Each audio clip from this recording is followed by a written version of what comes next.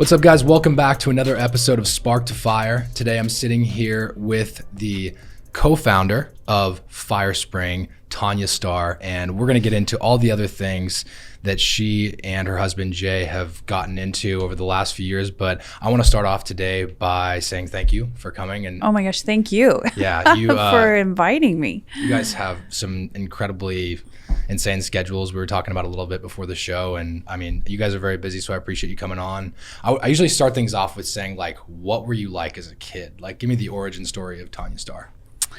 Well, unconventional, and I was very much a tomboy. That's a great question. I like this one. I was very fortunate. I grew up in Farmington, New Mexico and LaGrange, Texas. I spent time between the two places. My parents were divorced when I was 3, and I thought I was the luckiest child in the world because I got to fly back and forth. But as a child, my grandparents had a well location service. So that region of New Mexico is oil and gas industry. Mm-hmm. So my grandfather had all this heavy equipment and a Peterbilt truck. He'd haul it out, level the locations where drilling rigs would go. And I would often go with him if I was out of school or whatever the case, and I would ride in the big bulldozer, and I loved it so much. And I loved digging in the dirt and planting in the garden, and I played with trucks and cars, not Barbie dolls. As a matter of fact, whenever we would go to someone's home and their children were little girls, adorable little girls, and they wanted to play with Barbie dolls, I was always very disappointed. And a word that has been used to describe me was precocious as a child. Got it. Yeah. And I loved climbing trees. Yeah, anything outside.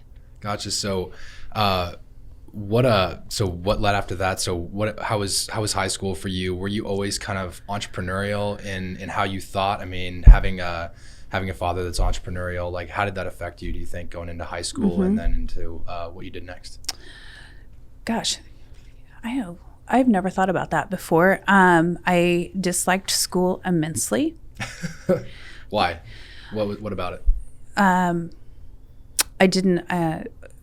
I don't know if it is a result of being entrepreneurial, but the confines and structure of school, the educational system. A couple of my teachers I just thought were mean. I did not like math, which is interesting. Today, I really appreciate math and understand math.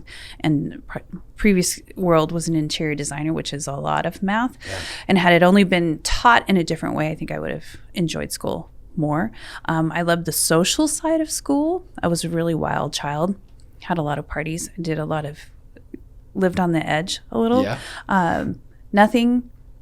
No illegal substances, but I did have a lot of fun. And when I got out of school, I did not want to pursue a higher education. I didn't want to be told what to do. So in reflection, I can see the entrepreneurial side of me because I knew I would find success doing anything as long as it wasn't in school. Yeah. And so you were rebelling against that really early. There's a lot of self-awareness there. So what did you do after high school then? So after high school, I started working retail. Well, I feel like I'm in a time machine going back in time. So I started working retail. I met this young lady. I don't remember what department store I was working in. And she said, "What are you doing here? You need to work for Dillard's. Dillard's department store." This is when Mr. Dillard still ran Dillard's department stores, and it was quite lovely. And she got me an interview. I got a job. Within 6 months, I'd moved into a managerial role, and the manager at the time encouraged me to pursue a higher level within Dillard's. So I decided to move to Arizona to participate in a training program for buying in retail. And at the time, I'm 19 years old. Wow. So, right. So they're seeing this in you that early. Yes. And I'm going to tell an interesting story because this was a defining moment for me. One of the girls I worked with had moved to Arizona. I was going to move to Arizona. We were going to be roommates. And the department at the time that I was managing, this young lady came shopping, and she took a few things into the dressing room. This is going to be my future roommate, a very good friend. And when she came out of the dressing room, she didn't have any of the things she had tried on. And I asked, I said, how did you do? Is there anything you're going to take? And she said, no, I'm all good. And there was a little spidey sense that went off at that moment. And I walked into the dressing room, and there were 2 empty hangers in there. And I knew immediately that she had stolen the items that she had tried on.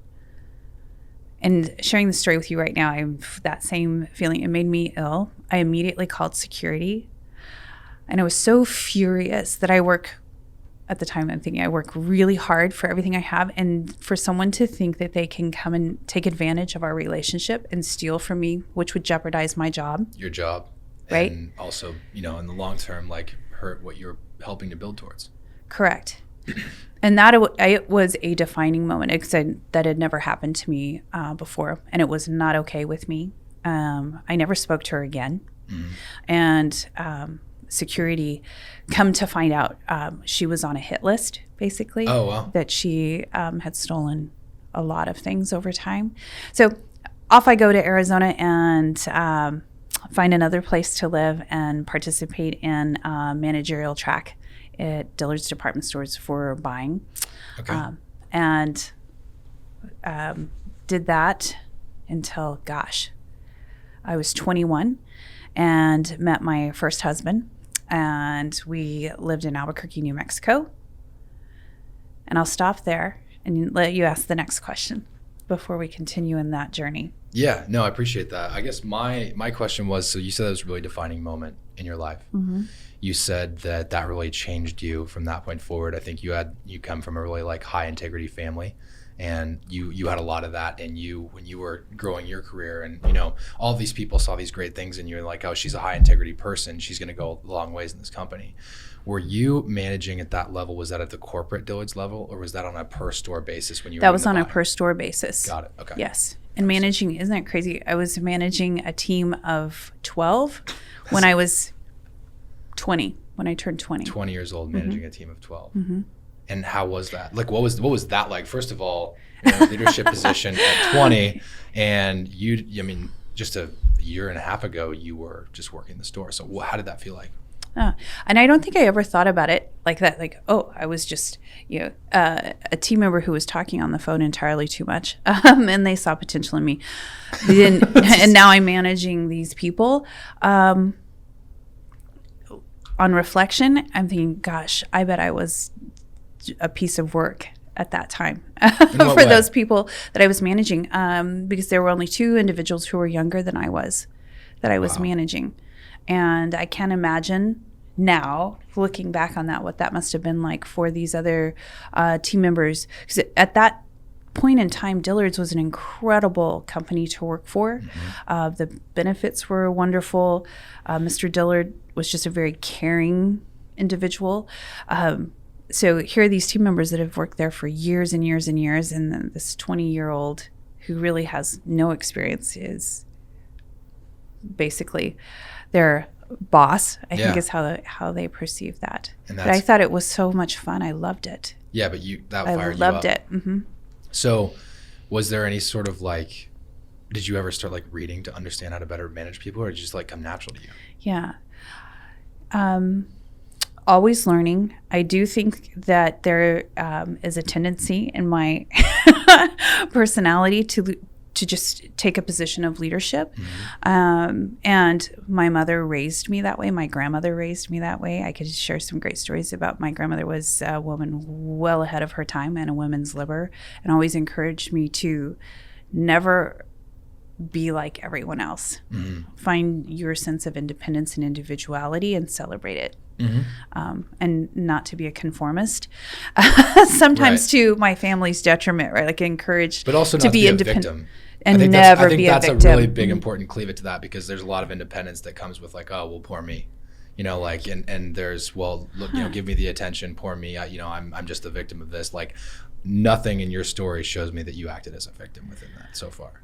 What a really powerful read on that, because I was definitely raised to never be a victim. As a matter of fact, my mother was always giving me life lessons, and every lesson was so that I would never be a victim, ever. So you're 21 years old. You meet your first husband. What I meet happens my next? first husband, move from Arizona to Albuquerque. And at that point in time, this is when I decide I don't want to work in retail. Holiday hours, it's just starting to understand for the first time a family dynamic and that work balance. And I pursued a career in interior design.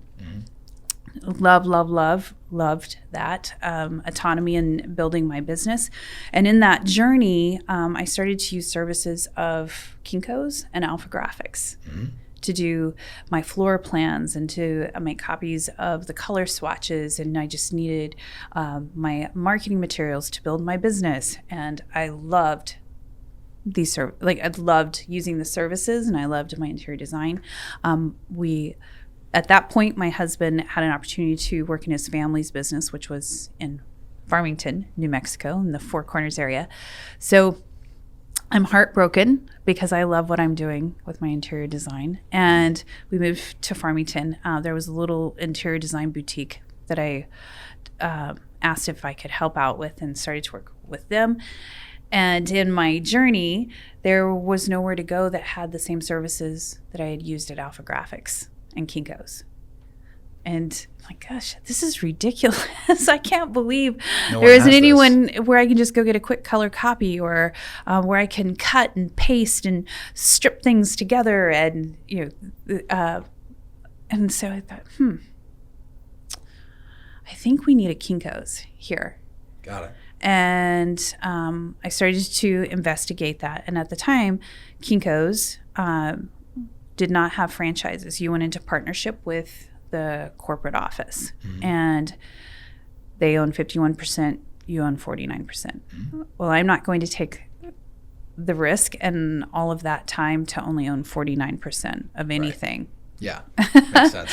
So, especially in Farmington, New Mexico. Correct. So I pursued Alpha Graphics as the second option because I loved Alpha Graphics franchise. And how big were they at that time? Like, how many locations do they have? Gosh, there were over 350 locations at that time. And I had someone who was a wonderful supporter financially and believed in my ability, because my husband at the time didn't have interest, not entrepreneurial. So I pursued the Alpha Graphics franchise. I loved it. I loved their mission. They were forward thinking, and I appreciated as a client or a customer what the experience should be like. And so just fast tracked into owning a printing company, which I knew absolutely nothing about. So you walked in and said, I want to put one of these in Farmington, and I want this to be my business. Correct. What'd your husband say? That's a good question. Supportive and wanted to be a part of it, but not a contributor to it. Got it. Yeah. Yeah. Which is how I would describe that. Yeah. Right. Yeah. And so what was that journey like? You have your first business, your first kind of entrepreneurial venture, actually second at this point, because you had your graphic design business first, and then interior design. Excuse and me. Then, Yeah. yes, You had and then graphic design. Business. It was incredible. It was just absolutely a rush, right? To physically put the pieces together that created a space that was then a business. And at this time, I'm 24. 24 years old. 24 Second years business. old. And the machinery and learning, and I loved to learn the machinery. I loved hiring the people. I loved building the team. I loved going into the community and talking to clients. And at that time, we were the newest printing company by 15 years in this area. So that's a challenge, right? There are these two great printing companies. They weren't like a Kinko's. They were full serve, not self-serve. And we're this hybrid. And it was just awesome to walk into businesses and ask what their needs were, and to be able to provide new ideas and concepts as to how we could help them market and grow their business in ways that these other companies hadn't done. And that's a rush for me. That's right. Like, to take the business not from, because I knew both of these people really well and they're great people. The rush was that businesses made a decision to choose us over who they were using previously. And we were the smallest market Alpha Graphics had ever opened in. But they believed in you. Yes. Yeah. And what was the process of when you opened your franchise? Like, what was that process like when you had gone to them? Was it as easy as like, hey, I want to do this? And they're like, yeah, good luck. Or like, no, there's a vetting process with almost any franchise. First, does the market make sense? They don't want a franchisee to fail. It doesn't reflect well on the franchise. In a really good franchise model, their systems are so solid that if you have the right people, they're going to be able to execute on it and do well. And some are going to do better than others. So could the market support it? And Farmington's this interesting community. The population at the time was only 40,000, but they serve a retail community of 250,000. Oh, okay. Because it's in the northern area of New Mexico, and the next closest city is Albuquerque. Got it. Which is 200 miles away. So it's the populace there. There's a lot of oil and gas industry. So the business, there is the opportunity to support the store. And then I wanted to do a second location in Durango, Colorado, but that did not pan out logistically or financially. So that first year, and a lot of people who have started their own business know that is the life. Mm-hmm. And what I mean by that is every waking moment is spent in and on the business. Because, at first there are so many, we're all wearing multiple hats, trying to get work accomplished, trying to build the sales of the business, which is what I love to do. And then there's the running of the business, mm-hmm. The operational side, getting the bills paid, in that industry, ordering paper. And I remember about the 11th to 12th month, I did have to just pull out completely because I thought I was burning out. I was getting a little irritated and kind of grouchy. So I just unplugged for about 3 days, recharged, and then came back full force. And is that still something that you strategically plan? We'll jump ahead a little bit, but is that still something mm-hmm. you strategically do today to stop from that ever happening with what you do on a day-to-day basis? Or do you just kind of work through it and figure yourself out over mm-hmm. time? Today I really find balance is really important to me, but it took me more than just that experience to really learn how important it is to have balance and to pull back. So when you went from, owning just one singular location, that's when things started to really take off for you. Mm-hmm. Talk about that a little bit. Right. So and really take off, I think would be strong. I'd like to say that everything really took off. We were, I feel, very successful, not as successful as I wanted to be. Key point there. And some of that was really based on the logistics of the market and definitely the opportunity to sustain growth, but not a trajectory for the growth that I wanted to see. And that second market of Durango, Colorado, might have put us there, but the cost to do business in that community and to have the square footage for a facility, it would have extended the trajectory. And in the meantime, there were other opportunities in larger markets where the owner wanted to exit. Oh. And at that time, my husband and I decided to go our separate ways, mm-hmm. Amicable, no children. And I thought, gosh, okay, I love this. I love this business. I love this industry. I love the idea of the opportunity and to be in a larger market where I can scale it the way that I feel I'm capable of. Seems like a greater, right, like what I should do. So there were two markets, Austin and Chicago were the two locations that I was considering. And that is when I had the opportunity to come to Nebraska. Okay. And what happened next? Well, I'm not sure. I think I lost my mind. I don't know, actually. So right in that time, Jay Wilkinson, co-founder of Firespring, had a vision for a web development company and designing websites specific to the print industry. I was a client of that product at Alpha Graphics because that's how we started. The first version of our platform was designed for Alpha Graphics franchisees to use. They had a pre-developed website, right, to use in their shops.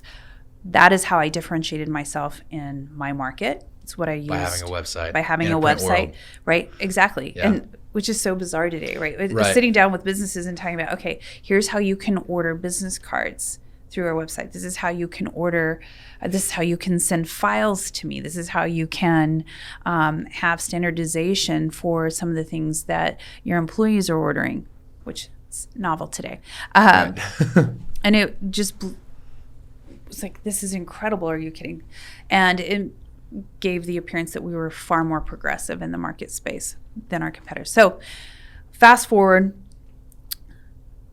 at that time, there were roughly 36,000 printing companies in the U.S. Print manufacturing was the fourth largest industry in the world at the time. Wow. So here's the Alpha Graphics franchise, which is fewer than 400 locations, yet there are 36,000 printing companies. And Jay had the idea of, okay, I think there's a lot of opportunity here. And Yeah. how are we going to do that? How am I going to, get to the printers? And he reached out to me, knowing that I was looking at these other two opportunities, and asked if I would come and help launch this web platform to the printers. And I said no. Like right away, you're just like, no way. Oh yeah, absolutely not. You were focused on Alpha Graphics. You wanted to build your I baby. love that, Yeah. right? I wanted to do my thing, and I didn't want to move to Nebraska. I don't want to hurt anyone's feelings about Nebraska, but I didn't know anything about Nebraska You didn't know, yeah. or Lincoln. I mean, who lives in Lincoln, Nebraska? Right. So he asked 5 times. He asked me 5 times. What was the cadence in that? Like every month or every day? No, or it was week or? like every few days. Uh-huh. Every few days. He's very persistent. The 5th time, well, the 4th and 5th time, he said, okay, why don't you just help get things started, right? Like you could go on the road and do this road show and just talk to printers and give us feedback and help us get off the ground. Mm-hmm. So the 5th ask, I just thought about it. I was actually in Austin, Texas. I had just met with the owner there of Alpha Graphics, and he was based on his timing, because that was my top pick. I thought, gosh, there's no rush here. You've just been at this incredible pace. Why not? Yeah. Why not put all my things in storage? Why not travel on the road for 3 months calling on printing companies? I mean, Sure. what's 3 months in a lifetime? So I called Jay and I said, you know what? I'll do it. I will help you get started, 3 months, period. And then I'm done. Mm-hmm. And Frank was the franchisee in Austin that I had visited with. So had that in a good place. I put all my things in storage. I come into Lincoln, Nebraska. We get our little crew together. Tracy, who's going to support me, Jay. We identify the route, 32 cities. And at this time, this is 2000, so there is no GPS, right? Cell phones were kind of large, actually, at the time. Did you have one? Yeah. You had like the big. Well, I had a brick, and then I traded in for the smaller, the little, I don't even remember the Nokia. It was a Nokia. Nokia, yeah. It was a Nokia. My mom had a Nokia phone. Yeah, so you're going around the country now. Right. You're getting started. So where did you start out? Des Moines was my first city. Okay. Yes. Exciting one. I pulled into the city, and right, exactly. Woohoo. All right, we're here. Yes. So, just picture this, and this is really hard for you because you're so young. But I actually have a printed map that I unfold, Mm-hmm. right? Lay it on the floor next to me. And then I have this little traveling case that's my traveling office, right? Mm-hmm. And I get into my hotel, and we're talking like Comfort Inn or Super 8. This is nothing swank. It's just the dark ages. bare bones. And it's a phone, like a real phone that you have to like punch numbers. Mm-hmm. Have you seen one of those? Yeah. Okay. Yeah. And this book that looked like a giant Yellow Pages was probably 4 inches high. It weighed a ton, and it had every printing company in the United States listed. It's called the Gold Book of Printing. So I would open my book on the desk, and I had my pens, had my phone, and I literally just started calling every single printing company. Smile and dial. Smile and dial, dialing for dollars. And then I quickly learned, okay, and I'm sorry, let me backtrack. In the listings are number of employees, revenue per year, type of printing company they are. And I quickly get a sense for the size of companies that I'm going to be able to get an appointment with versus the ones I'm not. So I really focus on those.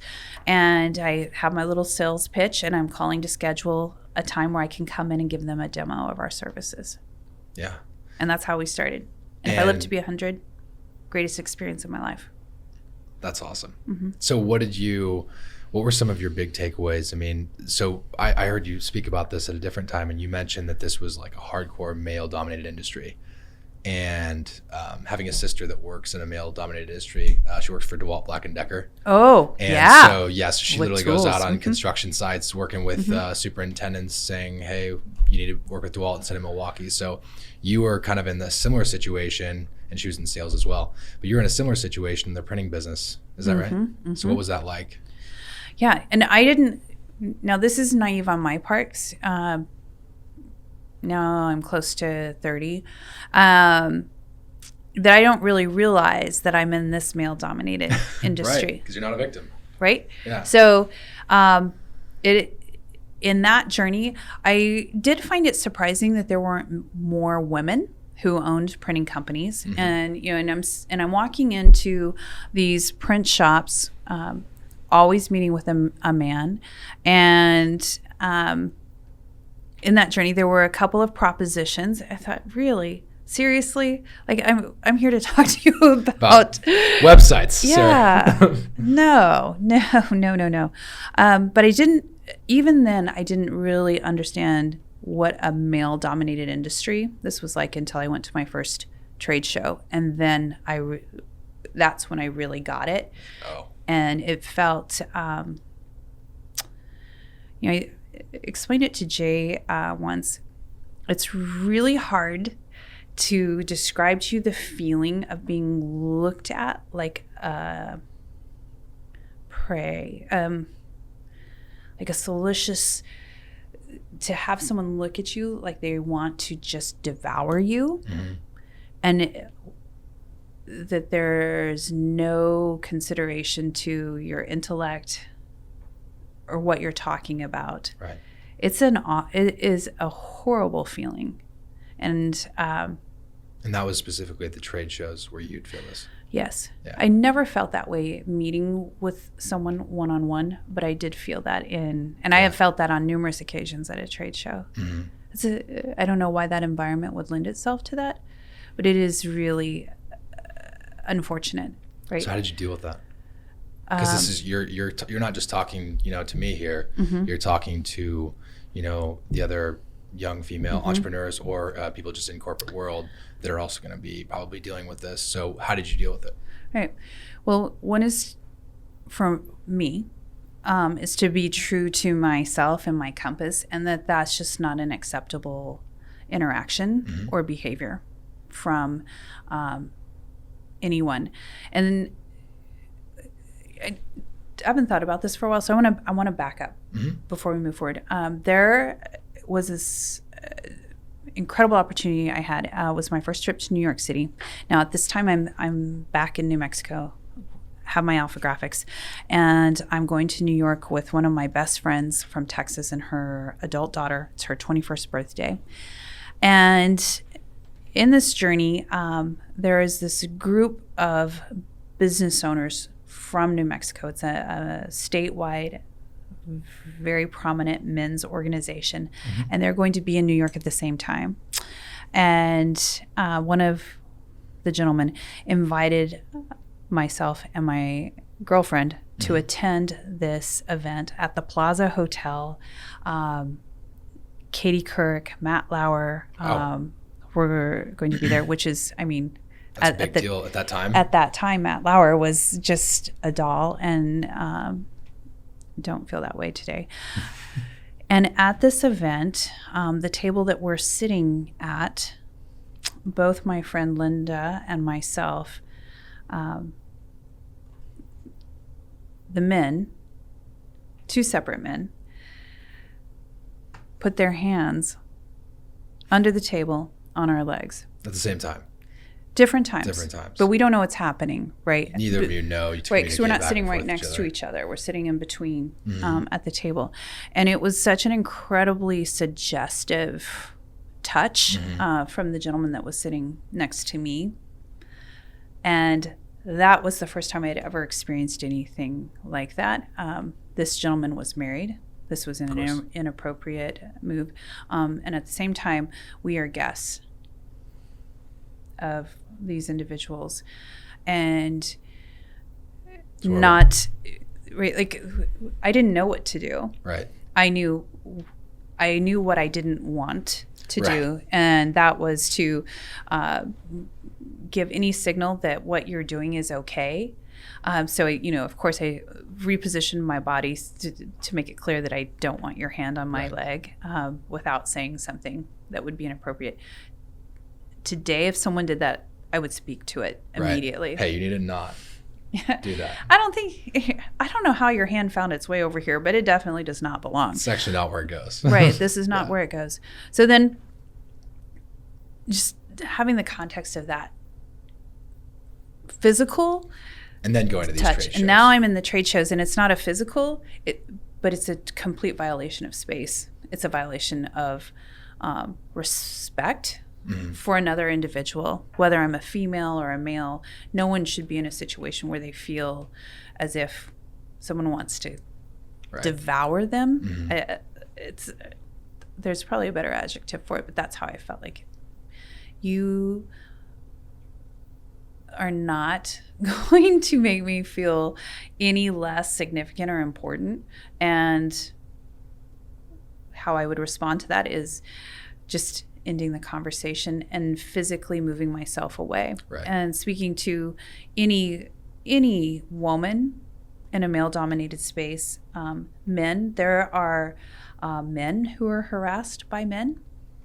Gay men, there are gay women. It doesn't matter what your sexuality is or your preference.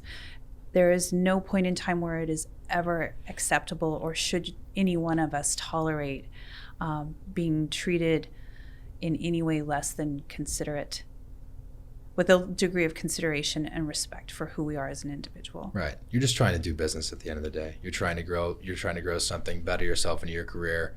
And all of these different things are kind of like little speed bumps, roadblocks that you're running into. You're like, I didn't think I would deal with this. I didn't think I would deal with this. I'm just trying to do my job.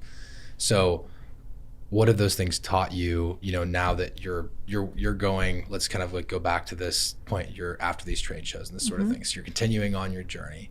And so you've got this data, these data points in your mind of these two things that happen, and you still have a long journey to make. I mean, that's early in your journey, right? I mean, you said you're going to do it for 3 months. That's 2000. Yeah, and you said you were going to do it for 3 months. Right. So what was the rest of the 3 months like? So oh my gosh, what I loved. So this was really a cool part of this experience. Remember, I'm 24 when I opened the Alpha Graphics. Really had no experience in printing other than as a client of Kinko's and Alpha Graphics. Yeah. So I, in my ignorance, assume all printing companies are like this, right? They're forward thinking, they're futuristic, they're very clean, pristine. Our shop was just a beautiful experience when you came in. And the majority of these printing companies that I'm walking in are disasters. I'm looking around and thinking, oh my gosh. You don't need a website, you need a broom. Exactly. You need someone to pick up scraps. In some instances, yes, holy mackerel, we need to scrape that ink up off the floor. And there were many, many times where I would just close my little Blueberry, my MacBook Blueberry, and put it to the side and just talk to the individual about their business. Like, what is your strategy? What are you doing? What are you doing to reinvest in your equipment? What's the next move for you? How are you going to grow your business? And just have these great conversations that had nothing to do with technology. Right. And many of those conversations led to those individuals being our clients. They led to them being our friends, and many of them are still our clients to this day. It's been maybe 4 years or so ago that I received a note from one of those first printing companies that I met with the owner, and he said, that interaction with you was transformative for our business. And that's it. That's why they buy a website. That's Right. why they consistently do business with you. It's not about the technology of the website for most of Right. the time for those people. It's the fact that you cared enough to ask them those questions about their business when somebody else would have just came in and said, you guys you're really screwing up without this website. Like, you're going to lose so much business. You got because there's two ways to approach that. Right. You can go the route of like, what can I do to help you? We also have this thing, or you need to buy this tool or I'm leaving. Right. And you definitely went the first direction. The first direction. But that was so much more fulfilling and rewarding for me. And at that point in time, the industry was something that was really, I'm going to use the word more blue collar, right? It was a craft business. Many of the individuals who operated the printing machine, the printing equipment, and I'm not talking about the huge web presses, but just more mid-tiered or to small presses. They were artisans, right? Like, they had learned to run a press from maybe a relative or from someone else. They learned to, strip the film by hand from someone else. They learned how to burn the plates from someone else. Not a lot of individuals went to school for that. And then oftentimes they would kind of grow into buying the print shop from someone else, right, rather than having an education around it. And it wasn't a very technical industry at the time. Right? It was custom. Everything was custom cut, custom made. And right around 2000, the Mac changed all of that, with desktop publishing and how to do design, right? And everything changed. In the computer, and everything changed, and that started to change the industry. And then we had color copiers and just copy machines in general. And so many of the print shops that were mid to smaller in size weren't really sure about what their trajectory was and what their fit was in that space. And so I love to have those conversations with them coming from a franchise, and they were mostly independent shops. I bet they love the fact that you could relate to them and the fact that you own your own, having your own printing shop. I'm sure that was a big deal for them too. I think it was, but let's go back to the male-dominated industry. Right. I believe that it was refreshing, and maybe this is just in my own head, to have a female perspective that was a peer, because there were so few females who could, or who owned a printing company, right, and then who owned one and could speak to, what does the future of this industry look like for us? Yeah, because they look at it as, well, you don't understand the complexities because you're not in my shoes, and they finally run into somebody that's in their shoes in a different state, that wandered into their shop and wants to sell them something. Well, that was on very the internet. persistent, right? That was very persistent in Right. setting an appointment, yes, to come in, Yeah. yes. And so talk about the internet at this time too. Like, are people laughing at the internet at this time? I mean, you said it was 2000? That was, yeah. So people are still thinking, I mean, after 1997, do people start to accept that the internet was going to become real? Or Yes. are people still think it's a fad? Okay, well, this time? is the height of the .com era, 2000, 2001. So it's real. It's real. It is so real. Well, let me tell you how real it is. In our space alone, there were roughly 22 .com companies that launched in 2000 in the printing space with different ideologies. And one in particular was a company called printable.com. They had, I think, maybe $200 million of venture capital Wow. put into printable.com. And they were at this time spending monthly $250,000 on their marketing. Monthly. Incredible. That's incredible, just on marketing. And they were sending out really cool pieces, three-dimensional types of things, textural. Like one of the pieces was like a bottle that you would throw in the ocean with a cork, but inside of it had a marketing message. They did brown paper sacks with an apple, and it was tied to Ben Franklin. I can't remember what the message was. And they just did every month, these really cool innovative pieces, very innovative. And I am in the market, right, calling printers, walking in the door. And I, to this day, feel we should send Printable a thank you note, because they really educated the market on what a website could do and how it could be used. And I'm the one who capitalized on their marketing because I was there. You were there. I was meeting face to face. So I'm going to use the word terrified. Printers were terrified as to how the internet was going to affect the industry. So right? Were they intimidated by you when you were walking in then in that same regard? No, I think that was part of that welcome embrace. Here's, they're reading information, they're being marketed to, but here's a face, here's a person who's worked in the industry, who knows what it takes to put a job on the press, who can really speak in layman's terms as to what role the internet is going to play for that particular shop owner, their livelihood. Yeah. Right? That's their livelihood. You were like their guide. I'm sorry. You were just kind of serving as their guide. You're kind of guiding them through, from the early stages, or what they may have seen you as that, hopefully, is like, oh, this person, because, did they have a lot of people that were approaching them like you were, or were you like a first mover? I was the only one in the market. Okay. I am the only one who's knocking on the door. Right. And which is, so timing, right, I think is really key to a lot of things in life. And timing for us, that was just a great time for me to be on the road. And it just happened, it was coincidental. Yeah. And would we have been able to grow as quickly as we did had I not been on the road at that time? I don't know that we would have. Mm-hmm. And so you went out and you started growing all of these, kind of, we've spent a lot of time talking about you going out on the road, and that was some really exciting part of your life that you really enjoyed. What happened after you got done with that 3-month period?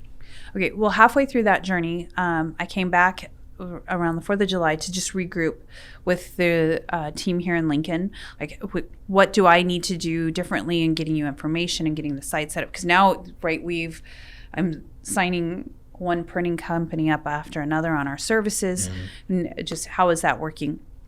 And it was at that point where Jay was very serious in his offer to have me be a part of getting this company started and moving forward, because we could see the opportunity, right? There is a lot of opportunity here.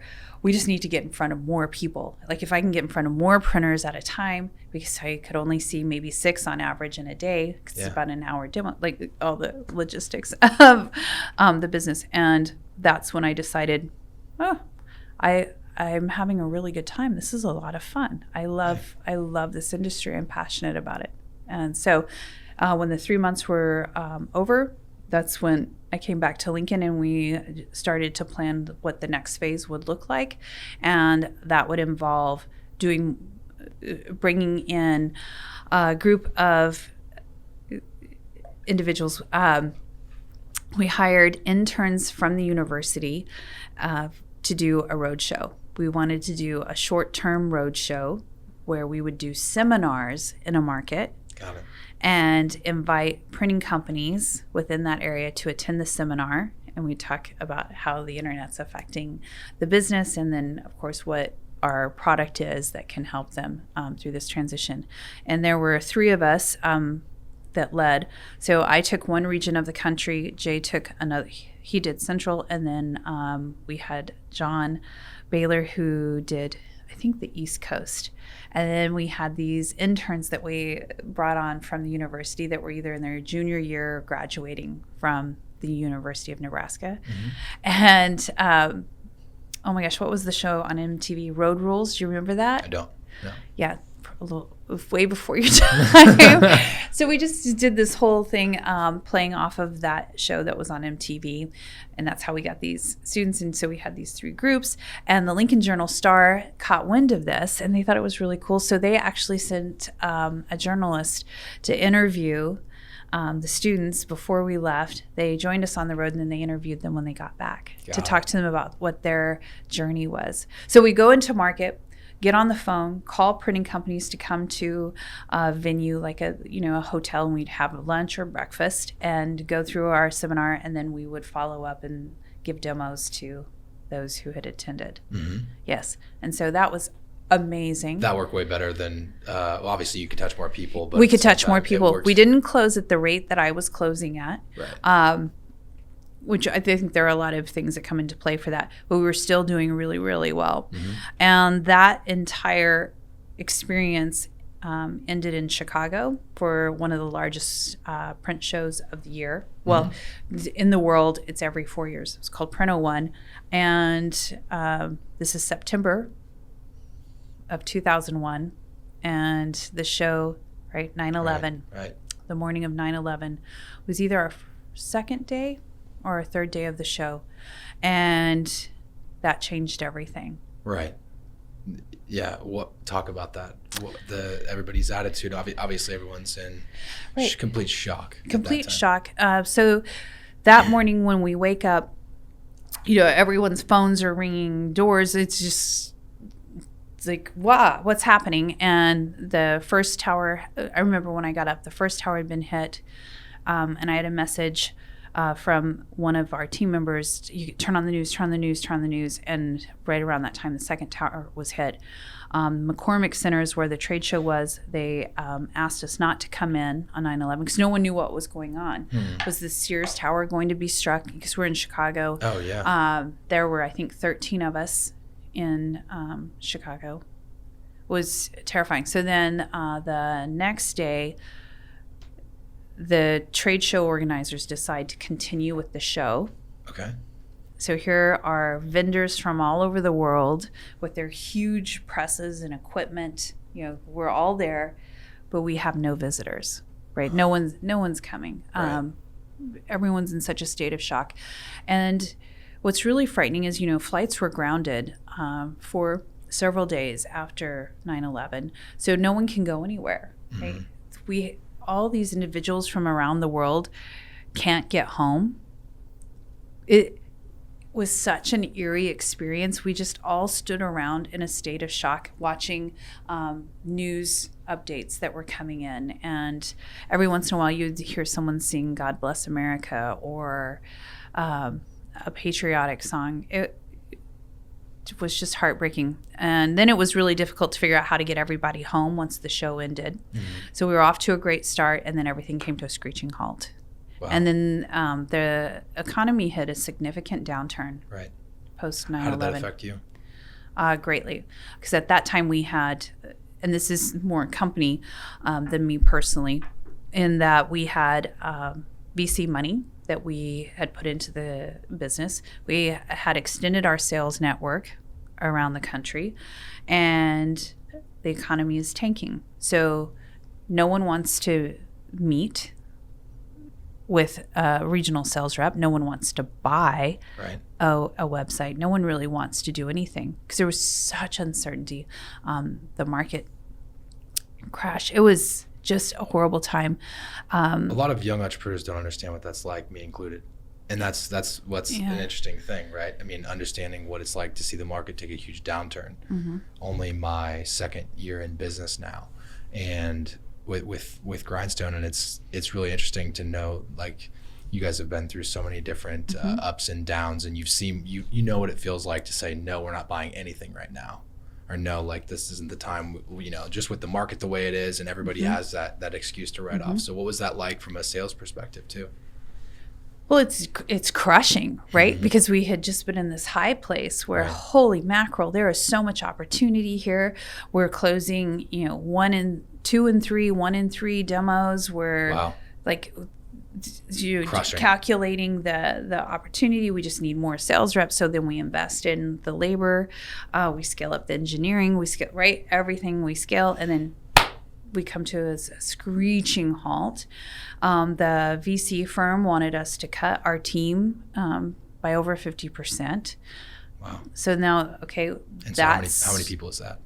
Oh gosh, at that time, hold on, with all of the RSMEs and local, It would not have been a huge amount.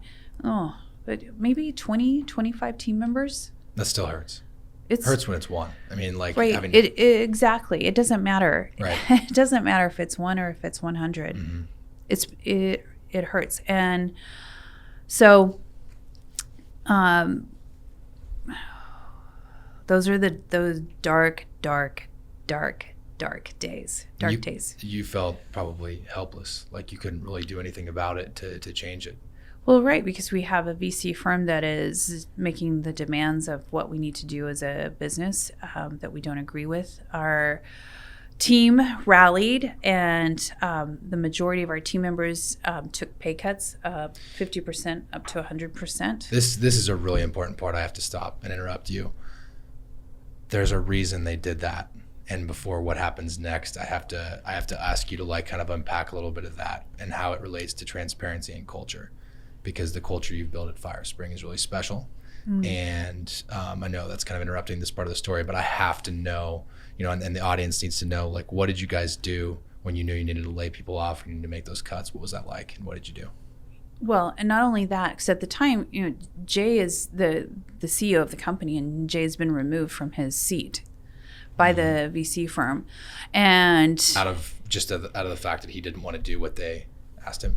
Well, right, and they basically were saying he's incompetent, and our leadership team is incompetent.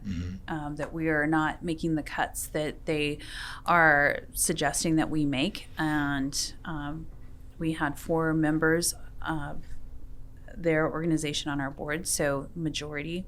Yeah, that was so ugly, just incredibly ugly for anyone who's out there that's raised money and has, especially through a VC firm. It can be really challenging because they're the ones who've made the investment and they have a lot of say in what's going to happen. Right. So is it better to dance with the devil you know or the devil you don't? That's, always the $100 million question. Yeah. Or $1 million question. So in unpacking this, what we had grown from was this little basement in downtown Lincoln, basically below where Raising Cane's is now. And we were a very tight-knit group, and we had, expanded our team, but still very close. And now we're in the situation where these individuals who are basically strangers to our business, telling us that we need to cut our team by 50%. They're family at this point. I mean, your team is your family. Right, at this and point. even the new reps that we've hired out in the market, and there was something that occurred in those days, and it's that we rallied together, and it was the team members. These are our foundation of what is Firespring today, who said, you know what? We'll take pay cuts. Like, what do we need to do? How do we weather this storm? How do we get through this? And that is where individuals volunteered to take 50% pay cut to 100%. There were some team members who had enough savings to get them through. Unbelievable. So that really was a fortifying moment of our culture. What caused them to do that, though? What caused them to, to my understanding, you guys opened up the books. You showed them everything from a transparency standpoint. Right. And were you that transparent before? Because I remember that as a defining moment where you kind of opened up the books to say, like, this is what's happening. I don't think that we were not transparent before, but this was, there was never a need to be like, just here's where everything is on the table, and being vulnerable. It was such a state of shock, right? Like, it's like, how is this happening? How were we on this trajectory for, such success, and to just fall so far with the economy, with the money that's been invested, with what are we going to do next? No one is even buying the product that we just 6 months ago were selling like hotcakes, which is such a silly thing to say, like hotcakes. But that's what it was like. So at this moment, when we are able to scale back based on a directive from a team that believes in the vision. When you're, where did that come from? They believed in our product. They believed in the industry we were serving. They knew there was the potential. They believed in the leadership, right? Like when people have a place of heart and can really see it and believe it, it creates a forging of like galvanized steel that you're able to do anything. Mm-hmm. And that's what we were able to do. That's a really good way of putting it. So you go from this, highs and lows, and you finally kind of hit what businesses would consider like rock bottom. You're having to lay people off. It's a really tough time. How did you slowly work your way out of that? Right, so we were able to buy out the VC firm, give their investment back to them. And was it 2003, 2004? We just started, right, just slowly coming out of that horrible hole. The economy picks up. There's great opportunity in the market. We're starting to scale up. We extended our services from print into nonprofit, dabbled in a couple of other industries that were not as lucrative or just just didn't fit with what our model was. And then we just, are chugging along and growing and expanding, and then we had another big downturn in 2008. Yep. Right. So the financial crisis, the housing market collapses. Everything collapses. And what? Talk about the effect that had on the company, and like how big were you guys at that time? Yeah, gosh, how big were we at that time? We're around 40 team members or so. 40 or 50. And we gratefully were running really smart is what I'll say, and lean. So we were able to just really tighten up. Yeah. We didn't bring on any new team members. We were really mindful of every decision that we made after going through what we had been through in 2001. So the phrase I like to use is button down the hatches. Right. And with the markets that we were serving and trying to sell to, in sharing input and direction around running lean and buttoning down the hatches, we were able to maintain a growth. While it was not what we had projected for that time, we were still able to continue to grow and be profitable at the time. Wow. And a lot of businesses can say that during those times. And then you're kind of hitting these economic waves and weathering the storm, so to speak. And that kind of, we're getting closer and closer to today. And obviously, I think we probably skipped over something. I don't know exactly when this happened, but then Jay became your husband. Yes, that was, oh my gosh, in 2000. Oh, that's terrible. I can't even tell you the year. 2008? Yeah. 2008. In 2008. So during the worst possible time, you guys decided to get married and, take this thing on together. And you were already together. It's in a business sense for years before that. So what was that like then? How is that like now working, with family and a family-owned business? That's a really great question. And we've been asked that a lot over the years. And early on, we made a decision. Work is work, personal is personal, and the two do not meet. When we're at home, that is our home time. Right. And when we're at work, we don't bring home into work. And then second to that is we need to have very different responsibilities and oversight. But at the end of the day, only one person, if there's a disagreement in ideology, only one can win out. And who's that going to be? And deferring to the individual's area of expertise for where that decision should live. Talk about your expertise within that now. So what would be kind of your realm or your world that you overlook now today? So today, my role is overseeing leadership and development with our managers and our team, and human interaction with our team members in that development. And that really making sure that our team members have an opportunity to advance their personal desires as it relates to growth. And that does not mean advancement in management necessarily. That means fulfillment, personal fulfillment in what each individual wants, needs, and desires. Because what is the average career today? Isn't it 24 months? Yeah.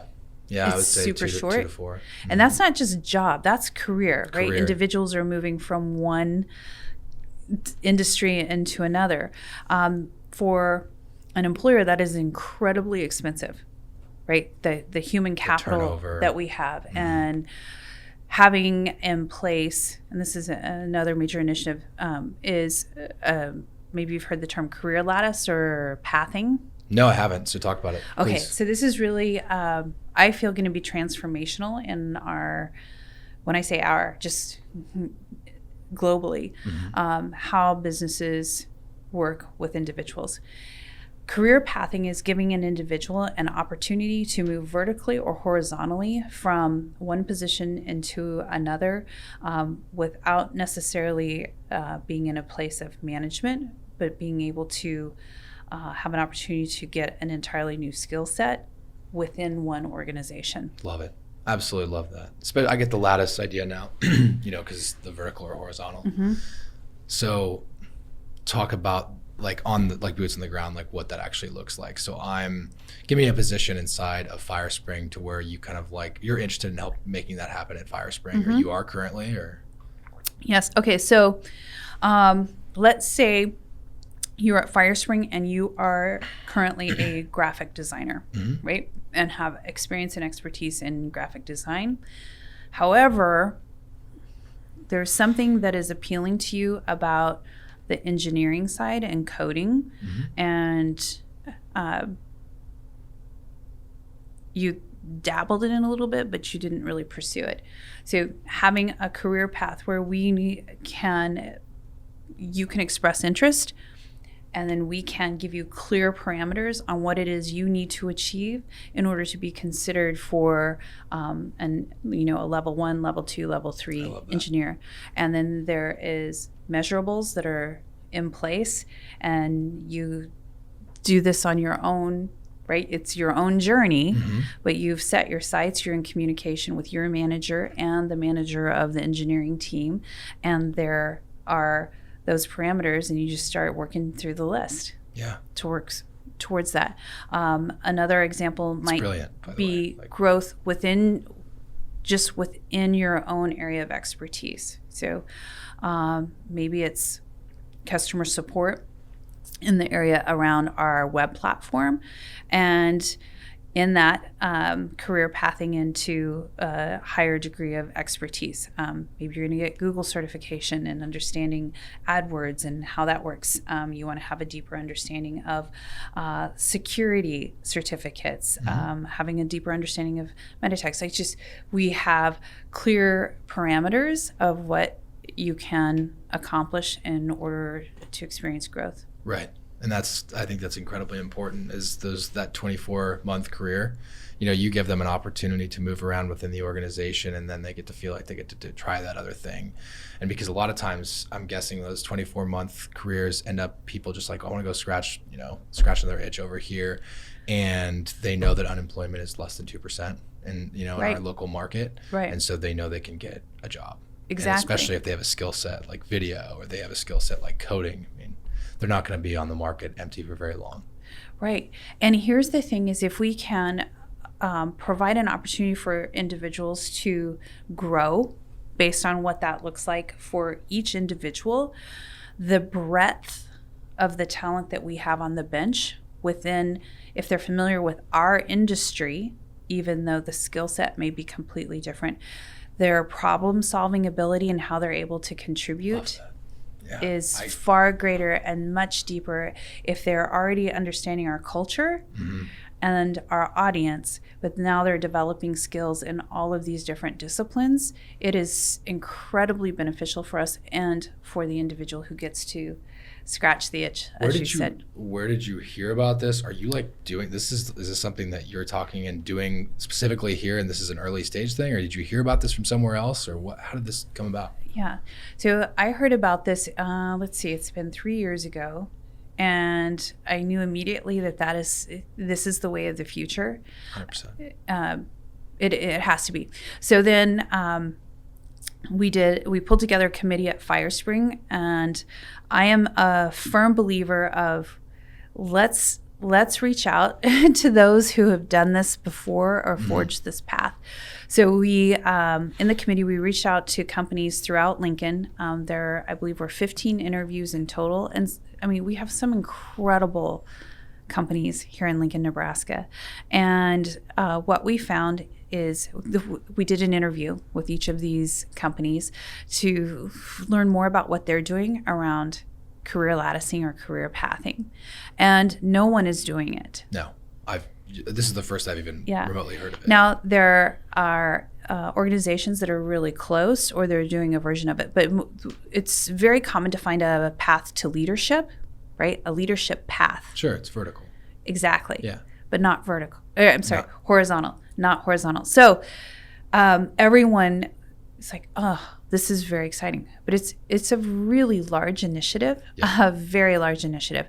And doing more research, what I found is the absolute best resource, which might blow your mind and our listeners' minds, is the Department of Labor. The United States Department of Labor has put together the absolute best resources and tools on what career pathing looks like for a company.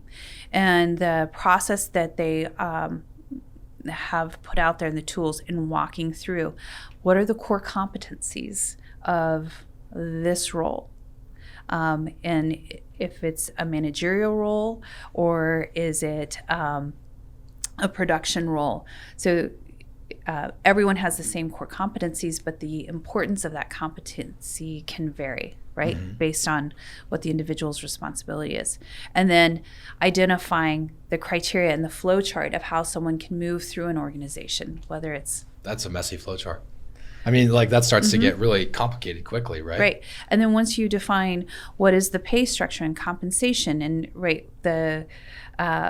if an individual wants to continue to grow, but they don't really want to manage people, because there are those individuals who have great opportunity for growth and don't want to, nor should they, manage people. So how can we put together a compensation plan that encourages that and recognizes and rewards the growth that they've committed to? Yeah.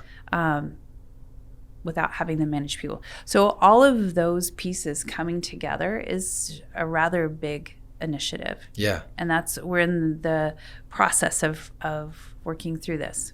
Wow. And so your organization, specifically with Firespring, you guys have grown to how big now?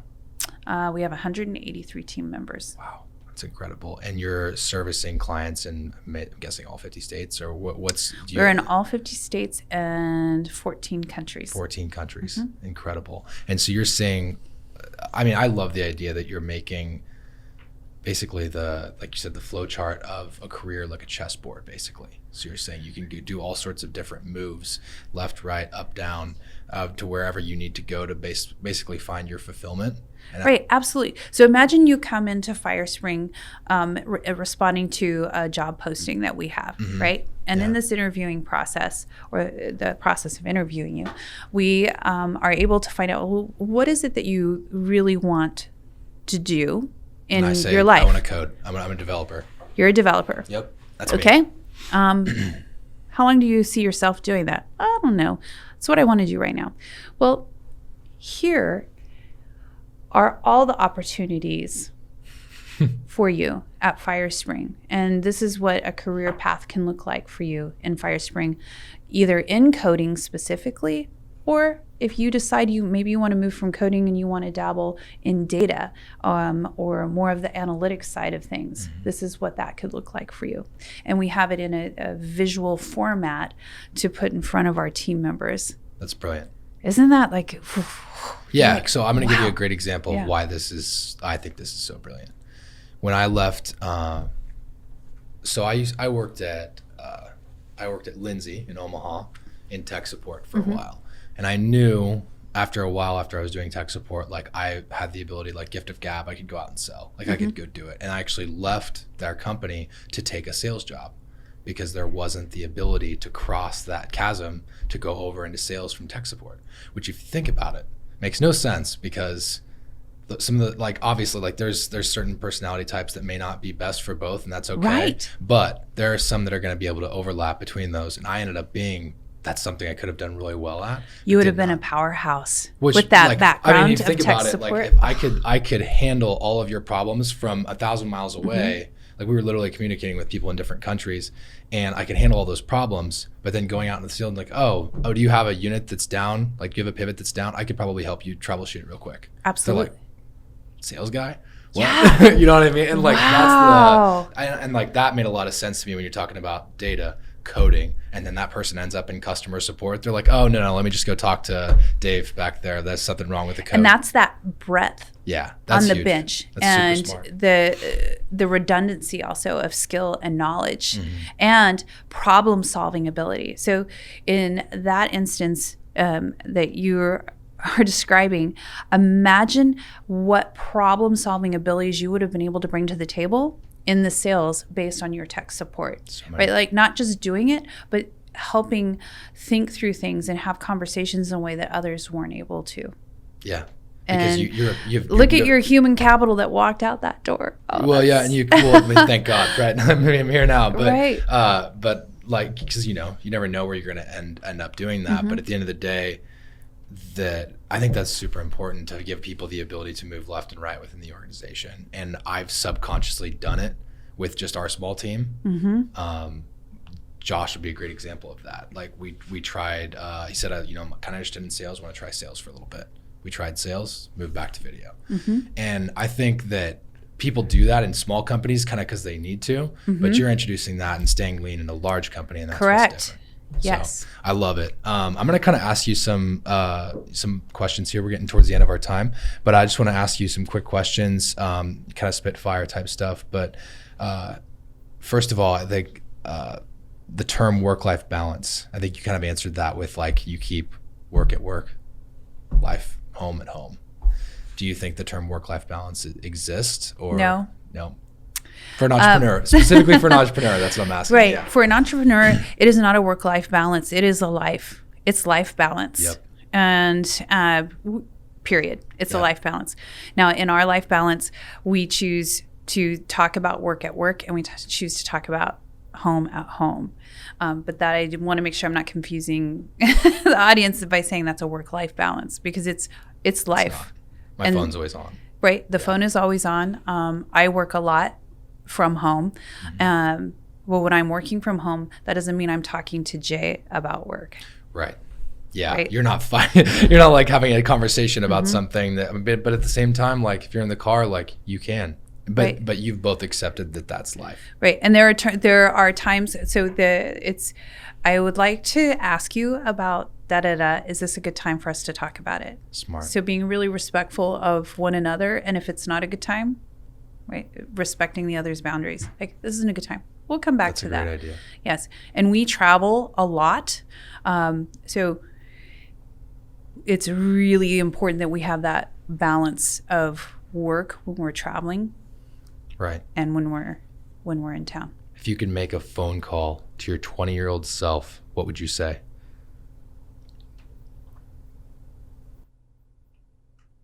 You got this. Yeah. You got this. Mm-hmm. You got this. Whatever it is, you got it. That's awesome. You're made for this, right? Mm-hmm. You can handle this. What's one book that changed your life and why? Oh, well, that would be a recent book, actually. And it's okay. Brian Stevenson's Just Mercy. Okay. which the film, has the film come out or not? I don't know. And Brian Stevenson, are you familiar with Brian? I'm not. No, Okay. not yet. And I might get emotional about it. He is an advocate for human rights, primarily for those that have been convicted and are serving either a life sentence or on death row. And his work and his commitment to righting many of the injustices that have occurred in our legal system, primarily in Alabama and the South, is so inspiring and so profound, and that every human being has the right to be treated with dignity. Mm-hmm. And there are so many cases that he has been able to influence where the wrong individual was accused of a horrific crime, Right. and children. And his work is monumental. I'll definitely be reading that. And it is a book that has allowed me to take great pause in judgment, bias, and what I can control and how I think and what I see in people. Yeah. And our justice system. That says a lot about you. Yeah. So you guys have gone through a ton of ups and downs, and you've built this massive empire in Lincoln that a lot of people look up to. You're very well respected in the community. Every time I talk about you in a meeting or somebody brings you up in a meeting, it's always like followed with so much respect for what you've done and what you've built. That is so kind. Yeah. And so my question is, once you've built this massive empire with Jay and with all of your team members, what keeps you motivated? What keeps you going? Mm-hmm. So for me, it is the never-ending pursuit of having impact on people, and I don't mean financially. I mean emotionally, and continuing to give people an opportunity to be the best version of themselves, Mm-hmm. to live in a place of strength, of their natural strength. And that motivates me, that no one should ever feel like they need to settle, and whatever I can do to connect with people to make sure that whatever their vision is, their dream is, to go forth and don't let anything impede you from whatever that is for you. Yeah. And that sounds, that sounds a lot like a legacy to leave too. Talk about, when you're dead and gone in 100 years from now, right? Mm-hmm. What do you want your legacy to be? Yeah. This is something I'm working on for me, because Jay's very clear on what he wants his legacy to be, and he is in a place of working on that. For myself, I don't have children of my own, Mm-hmm. and I'm an only child, and I lost my mother in 2005.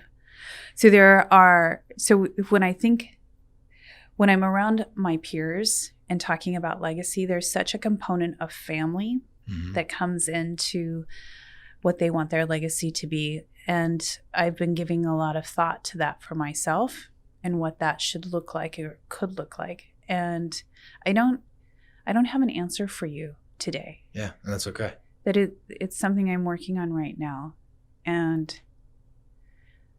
that in 100 years, the thought is, I don't even know if anyone would really know who Tawnya Starr is or was, or who she was. So I'm working on that, Mm-hmm. and what that looks like. And that's okay. And I think just going to close it up with kind of one last question here to any entrepreneur that wants to get started. What's your advice for them? If you could narrow it to one piece of advice. Just do it. And don't let the people who are going to tell you you can't. It's stupid. It's dumb. Why would you want to do that? Whatever it is, prove them wrong. Just do it. I can't end on any better note than that. Guys, that's going to wrap it up for another episode of Spark to Fire. Thank you, Tawnya, for coming on. Thank you for having me. Thank you so much. What awesome. Great questions. Yes, thank you. If you guys need to find us on social media, it's at Spark to Fire on Facebook, Instagram, everywhere. You can find our episodes on iTunes, Spotify, and YouTube. And as always, keep striking.